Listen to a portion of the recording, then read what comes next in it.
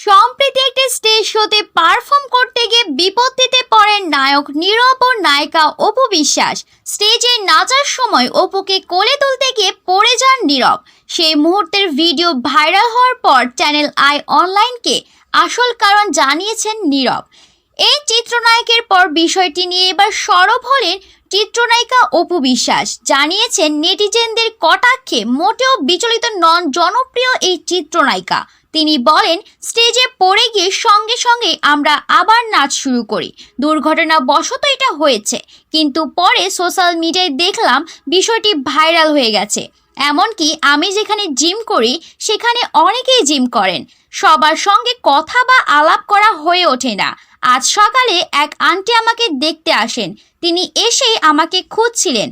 অপু বলেন, তিনি একসময় শাবানা ববিতা ম্যামদের সিনেমা দেখতেন, পরে শাবনূর আপুর সিনেমাও দেখেছেন। এরপর আর হলে যাননি। আমার সিনেমা সম্পর্কে তার ধারণা নেই। দীর্ঘ আলাপের পর বললেন, তোমার সম্পর্কে আমার কোনো ধারণা ছিল না, ভালো লাগলো কথা বলে, তোমার সিনেমা দেখতে যাব। অপু আরও বলেন, ঈদে আমার লাল শাড়ি সিনেমাটি মুক্তি পাবে। এছাড়া আমার আর নীরবের ছায়াবৃক্ষ মুক্তির অপেক্ষায় আছে। নিন্দুকদের কারণেই অনেকেই এখন ছায়াবৃক্ষ সিনেমাটির নাম জেনেছেন। নতুন করে আলোচনা হচ্ছে, তবে অনেকেই বিষয়টি নিয়ে প্রতিবাদও করেছেন।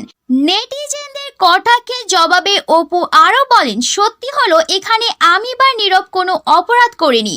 দুর্ঘটনা সবসময় দুর্ঘটনা।